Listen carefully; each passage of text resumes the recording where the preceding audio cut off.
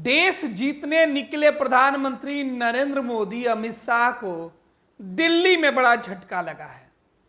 जिस जेएनयू के नाम पे बीजेपी वालों का रोम रोम रोने लगता है, जिस जेएनयू की एक आवाज से भाजपा में भगदड़ मच जाती है, जिस जेएनयू के नारे की गूंज से देश की दिल्ली हिल जाती है, राजधानी में उन नारों का हिसाब किताब होता है। देर रात तक छात्रों के नारे देश की सियासत को गरमा देते हैं। उस जेएनयू से 28 साल के बाद एक दलित ने जीत हासिल की है। दरअसल जेएनयू में गूंजने वाली वो जीत के नारों के नायक बिहार से ताल्लुक रखता है। बिहार से ताल्लुक रखने वाला वो नायक कोई पहला नहीं है, लेकिन इसके पहले एक और शख्स ने अपनी पहचान जेएनयू से बनाई थी, जो प्रधानमंत्री नरेंद्र मोदी को हर मोर्चे पर रोकने में आज साफ खड़ा दिखता है। कन्हैया कुमार। बिहार के बेगूसराय से निकला यह शख्स तिहाड़ तक जा चुका है। जेएनयू में जब भी आंदोलन की बात होती है तो बिहार और बिहारी दमखम के साथ आगे बढ़ते हैं। इस बार भी जेएनयू के अंदर इलेक्शन हुए। चुनाव में नतीजे जब सामने आए तो बीजेपी की जो विंग है छात्र इकाई की, उसे करारी शिकस्त मिली। अखिल भारतीय विद्यार्थी परिषद और उसकी जो सहयोगी टीमें थी, उनको शिकस्त मिली तो लेफ्ट को बड़ी जीत मिली। लेफ्ट की सभी पार्टियां मिलकर वहां चुनाव लड़ी और नतीजे बीजेपी के लिए बेहद चौंकाने वाले थे। लोकसभा चुनाव के ठीक पहले जेएनयू के दीवारों से वो गूंज एक बार फिर से निकली, जिस गूंज के नारों ने दिल्ली की वर्तमान सल्तनत को हिला दी है। दरअसल ये बातें हम इसलिए कह रहे हैं कि जेएनयू में एक बार फिर से लेफ्ट की आवाज गूंजेगी। हालांकि लेफ्ट की आवाज कई सालों से गूंज रही है, लेकिन पिछले 28 सालों के बाद अब एक और दलित की आवाज गूंजेगी। 28 सालों तक जेएनयू, जिसे लेफ्ट का गढ़ माना जाता है दिल्ली के अंदर, जिसे दिल्ली के अंदर यह कहा जाता है कि जिस छात्र संघ के एक बड़े समूह ने बीजेपी और प्रधानमंत्री नरेंद्र मोदी के खिलाफ कई अभियान छेड़े, जिस जेएनयू की चर्चा होती है तो कन्हैया जैसे चेहरों की याद आती है। लेफ्ट की विचारधारा सामने दिखने लगती है।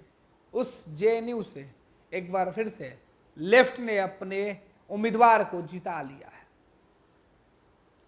एबीवीपी के जो उम्मीदवार थे उन्हें शिकस्त मिली है। लेकिन लोकसभा चुनाव के बीच में यह जीत कई मायने में अहम हो गई है, क्योंकि यह जीत बिहार की सियासत को पूरी तरीके से प्रभावित कर सकती है। दरअसल जेएनयू में जीतने वाला यह शख्स बिहारी है। वैसे तो दुनिया के हर कोने में आपको बिहारी मिल जाएंगे और इनकी काबिलियत आपको प्रभावित करेगी, लेकिन जेएनयू जैसे संगठन वाले बड़े यूनिवर्सिटी के अंदर, जहां छात्र राजनीति का उदय होता है, जहां छात्र राजनीति की सियासत के ककहरे की किताबें पढ़ते हैं और देश और दुनिया के बीच अंतर, मतभेद, विचार, तर्क को सींचते हैं, खुद को उस लायक बनाते हैं, तपते हैं और तब सियासत के मैदान में खुद को तौल कर उतारते हैं। और जब वो बोलते हैं, जब वो कहते हैं, तो तथ्यों के साथ और जो प्रामाणिकता होती है उन बातों के साथ मुद्दे पर चोट करते हैं। और यही बात लोगों को नागवार गुजर जाती है। जेएनयू यानी कि लेफ्ट मतलब जेएनयू के लाल झंडे वाले उस यूनिवर्सिटी में एक बार फिर से कोविड के बाद 4 साल के बाद फिर वो नारे गूंजेंगे।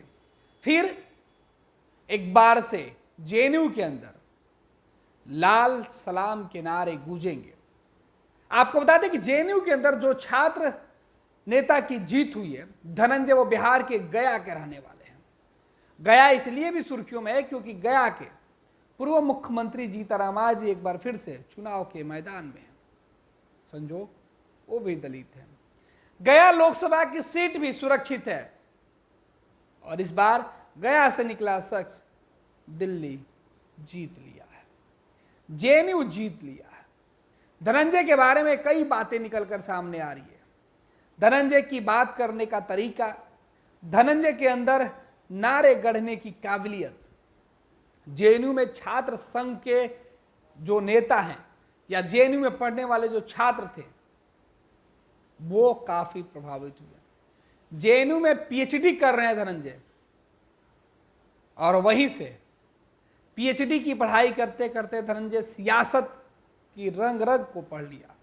छात्रों की बेसिक समस्या और उसे दूर करने की जो तरीके होते हैं, जो दूर करने का जो तरीका है, उन तरीकों की उन्होंने बारीकियां सीखी है और छात्र संघ में उस मुद्दे पर उन्होंने बात की और नतीजे सामने आए हैं। दरअसल जेएनयू यानी जवाहरलाल नेहरू विश्वविद्यालय छात्र संघ की हम बात कर रहे हैं, जहां 1996 के बाद से कोई दूसरा दलित नहीं आया था, लेकिन अब इस यूनिवर्सिटी में धनंजय 28 साल बाद जीत हासिल कर चुके हैं। और धनंजय को लेकर जो चर्चा चल रहा है, इसलिए भी चर्चा है कि धनंजय बिहार से रहने वाले हैं। इस बार लेफ्ट ने जेएनयू के अंदर तकरीबन हर पोस्ट पर जीत हासिल की है। ये लो मुंह मीठा करो, आज मैंने अपना जॉब छोड़ दिया, अब हम पूर्णिया वापस जाएंगे। जॉब छोड़ दिया है? मतलब ये घर कैसे चलेगा? हम करेंगे क्या? और माँ बाबूजी क्या बोलेंगे? इसलिए मैं एक और मिठाई का डब्बा लाया। अपने बिजनेस के लिए लोन अप्रूव हो गया। अरे लोन अप्रूव हो गया वो तो ठीक है, लेकिन पूर्णिया में हम रहेंगे कहाँ? अपना घर भी तो नहीं है वहां। इसलिए तो एक और मिठाई का डब्बा अलग से लाया हूं। हमने पूर्णिया में घर ले लिया है, पूर्णिया के ई होम्स पैनोरमा में। पूर्णिया में पैनोरमा ग्रुप लेकर आए हैं ई होम्स पैनोरमा। बड़ा घर, आलीशान जिंदगी और अत्याधुनिक सुविधाओं के संग। अरे अरे, अब क्यों मुंह मीठा करवा रही हो? क्योंकि हम घर वापसी जो कर रहे हैं। घर वापसी की खुशी पूर्णिया में ई होम्स पैनोरमा के संग। ई Homes Panorama, luxurious lifestyle redefined.